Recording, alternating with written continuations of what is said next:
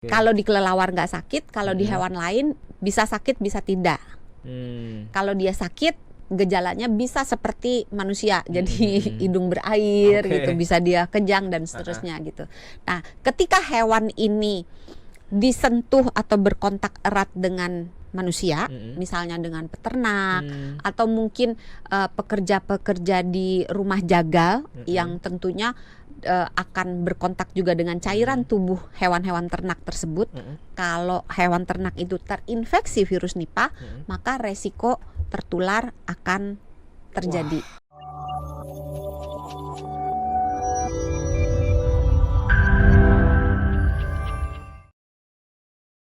Nah, kita mau bahas soal virus Nipah lagi nih.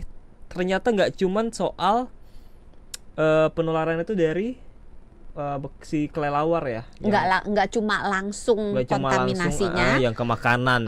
Tapi juga bisa kelelawarnya lewat hewan perantara. Maksudnya? Hewan perantaranya ini kelelawarnya nularin. Kalau di Malaysia itu kasusnya ke babi, hewan ternak babi. Terus bisa juga kalau ke Filipina itu pernah terjadi ke kuda. Tapi secara garis besar si virus Nipah ini nggak cuman bisa di babi atau di kuda saja, tapi dia bisa menular ke hampir semua binatang yang bertulang belakang. Jadi dia bisa ditemukan di kucing, anjing, kambing, domba. Jadi macam-macam hewan tuh termasuk bisa yang tertular oleh si kelelawar ini. Yang strain B juga gitu juga? Sama, baik ya? Yang B maupun yang M itu sama-sama bisa berpindah ke hewan. Jadi bisa juga case-nya kelelawarnya menularkan ke hewan lain.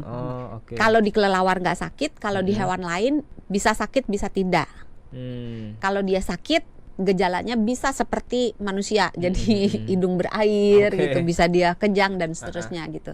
Nah, ketika hewan ini disentuh atau berkontak erat dengan manusia, misalnya dengan peternak atau mungkin pekerja-pekerja di rumah jagal yang tentunya akan berkontak juga dengan cairan tubuh hewan-hewan ternak tersebut.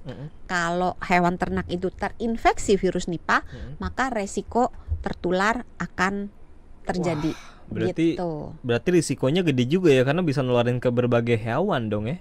Iya, termasuk kemudian pindah ke orang yang menangani binatang ini. Bisa juga misalnya piaraan gitu ya, misalnya kucing gitu. Kalau kontaknya erat, dekat bisa, tapi kalau cuma sekali-sekali ketemu gitu enggak. Bisa lewat udara juga enggak?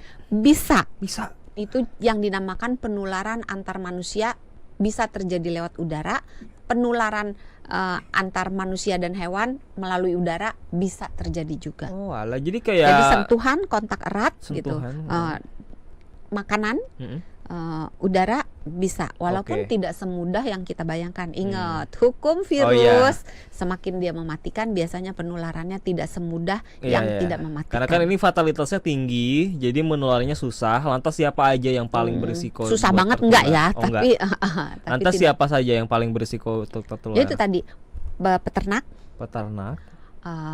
pekerja di rumah jagal, orang-orang yang hobi makan itu tadi, yang mentahan sari apa sih, degan ya kalau nggak salah namanya. Aku nggak bisa bacanya, degan. Saya juga tidak tahu soalnya. Karena beberapa tempat minum juga sari aren itu, tapi dalam bentuk sudah difermentasi jadi tuak misalnya. Jadi aman. Tapi kan kalau udah difermentasi aman. Tapi kalau dalam keadaan segar, itu virusnya itu masih bisa bertahan di cairan, itu bisa sampai seminggu itu kalau suhunya baik gitu. Berarti kan ini yang perlu diwaspadai adalah ketika kita keluar negeri, karena kan ini virusnya yang belum sampai ke Indonesia adalah strain B, which is Bangladesh, India, yang mana ini juga kayaknya kan ada yang mau jalan-jalan sebentar lagi nih, makanya ada yang mau cuti ini kelihatannya ini. Ya ampun, mikirin liburan ke luar kota aja masih ini, apalagi luar negeri dok. Nggak pulang kampung nanti. Berarti yang perlu diwaspadai adalah kalau kita keluar negeri ya kan, karena bisa saja kita tertularnya di luar negeri terus pulang ke Indonesia membawa virusnya, begitu kurang lebih bisa, ya kan? Tapi kemungkinannya nggak, maksudnya gini loh, kita perlu berhati-hati, tapi nggak perlu terlalu khawatir juga. Ntar jangan keluar negeri jadi takut gitu. Bisa aja ketularan, tapi ingat masuknya virus ke dalam tubuh kita nggak serta-merta membuat kita langsung sakit. Tergantung tadi virusnya masuknya berapa banyak, yang masuk ganas atau enggak, terus kitanya keadaannya fit atau enggak. Nah ini kalau udah terinfeksi nih, mulai terinfeksi virus Nipah, biasanya apa nih awal-awalnya, tanda-tandanya, gejala-gejalanya? Mau nyanyi jadi tanda-tandanya. Selalu begitu. Itu demam, meriang-meriang, terus mungkin bisa terjadi tergantung yang masuk virus mana nih. Batuknya parah tadi kata dokter Santi ya? Kalau yang B ya. Kalau yang ya? strain India, Bangladesh kan dia lebih ke saluran pernafasan. Jadi batuknya parah, bisa sesak napas, sakit menelan, itu bisa sampai radang paru gitu. Bisa sampai kesulitan sekali dalam bernafas atau nafasnya pendek-pendek gitu, kayak ngos-ngosan gitu, sesak nafas itu bisa terjadi. Kapan tuh harus ke dokter biasanya? Ya kalau kita mengambil, karena kan kita nggak tahu kan ini yang masuk ini siapa tamunya gitu, apa virus influenza, kan kemarin ini lagi trending virus kan influenza, juga apa virus COVID, karena COVID itu bukan sudah tidak ada.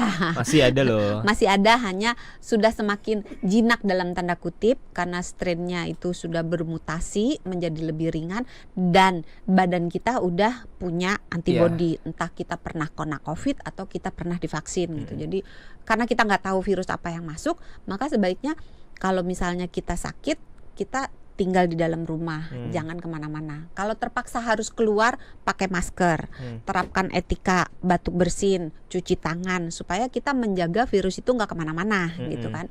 Terus coba terapi suportif, jadi makannya diberesin, yang bergizi, minum cukup, istirahat. Terus coba obat simptomatik, misalnya kalau batuk minum obat pengurang batuk, pereda batuk. Kalau demam minum anti demam gitu. Nah kalau dalam mungkin 1-2 hari sampai 3 hari tidak ada perubahan, saatnya mengunjungi dokter. Atau gejalanya tuh kok perburukannya hebat gitu, dari yang hari ini masih bisa kerja, masih bisa ngapa-ngapain gitu, tahu-tahu besok udah terkapar, nggak bisa bangun, sesek dan hebat gitu. Jadi ketika gejalanya itu hebat atau mungkin disertai mual muntah gitu, saatnya mengunjungi dokter untuk cek ada apa ini gitu. Atau ketika orang-orang tersebut punya kelemahan di sistem imun, jadi mungkin dia ada gangguan imun, atau dia ada penurunan imun, atau mungkin dia minum obat penekan imun gitu, atau mungkin dia memang punya penyakit kronis. Sebaiknya orang-orang kelompok rentan ini lebih berhati-hati. Nah yang selanjutnya adalah karena ini virus yang datangnya dari luar negeri ya, khususnya yang strain B. Apa pesan dari Dokter Santi mungkin yang siapa tahu sahabat Sonora mau ke luar negeri gitu supaya bisa jaga-jaga diri?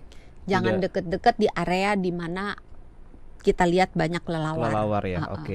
Terus jangan lupakan, 1, jaga imun, 2, praktekkan pola hidup bersih gitu, jadi cuci tangan, terus kalau memang harus berada di kerumunan pakai masker gitu. Terus hindari kontak dengan hewan, apalagi kalau dia kelihatan sakit. Sebenarnya kelihatan sakit nggak kelihatan sakit, sebaiknya kita hindari kontak dengan hewan, kontak erat ya. Terus kita konsumsi buah yang sudah dicuci dan dikupas, jangan konsumsi buah yang ada bekas gigitannya. Terus ketika kita makan daging, pastikan dagingnya matang seluruhnya. Dan terakhir kita jaga imun badan. Yang paling aman sih kalau mau makan buah di luar negeri, mending kita beli buah utuh aja ya. Jadi kita bisa cuci sendiri, kupas. Karena kan daripada kalau kita cari-cari di street food, kita kan nggak tahu ya apakah itu udah dicuci sempurna gitu ya, atau susah juga kalau ngasih nasihat kayak gitu, nanti saya ya, ingat sekali lagi, jaga imun tubuh, karena walaupun masuk virusnya, kita tidak langsung menjadi sakit, karena 11% dari infeksi virus Nipah ini tidak bergejala. Jadi orangnya kena, dia sebenarnya sakit gitu, terinfeksi, tapi dia baik-baik aja, tidak menampilkan gejala apapun, 11%.